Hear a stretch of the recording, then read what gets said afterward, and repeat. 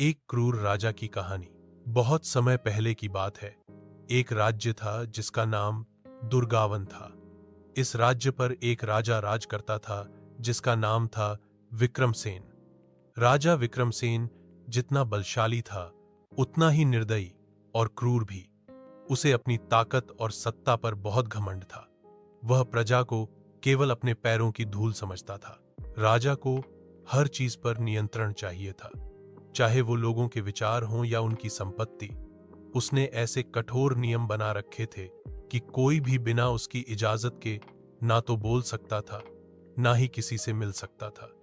यदि किसी ने उसकी आज्ञा का उल्लंघन किया तो उसे बीच चौराहे पर कोड़े मारे जाते या फिर काल कोठरी में डाल दिया जाता। उसका सबसे क्रूर निर्णय यह था कि हर गांव से हर साल एक व्यक्ति को राजमहल में गुलामी के लिए भेजा जाए। यह नियम प्रजा के लिए अभिशाप बन गया था। लोग डर में जीने लगे थे, बच्चे भी उसके नाम से कांपने लगे थे। राजा को यह सब देखकर आनंद आता था।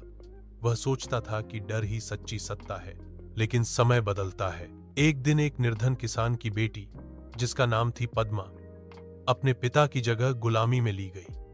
वह सीधी सादी लड़की थी, लेकिन उसमें साहस की कोई कमी नहीं थी। महल में पहुंचकर पद्मा ने धीरे धीरे बाकी गुलामों से दोस्ती की और उनकी पीड़ा को समझा। उसने तय किया कि अब और नहीं, वह राजा की क्रूरता को समाप्त करेगी। रात के अंधेरे में पद्मा ने एक योजना बनाई। उसने महल के रक्षकों को अपने साहस और समझदारी से बहला फुसलाकर बंदी बना लिया। फिर उसने महल का दरवाजा खोलकर सभी गुलामों को आजाद कर दिया और प्रजा को भी राजा के खिलाफ एकजुट होने के लिए प्रेरित किया। जब राजा को यह खबर मिली तो वह आग बूला हो गया। लेकिन अब प्रजा डरी नहीं। उन्होंने राजा के महल को घेर लिया और विक्रमसेन को बंदी बना लिया। उसे उसी काल कोठरी में डाला गया जहां वह दूसरों को डालता था। इसके बाद पद्मा को रानी घोषित किया गया। उसने न केवल गुलामी समाप्त की, बल्कि राज्य में न्याय, शिक्षा और समानता की नींव रखी। दुर्गावन एक बार फिर खुशहाल राज्य बन गया।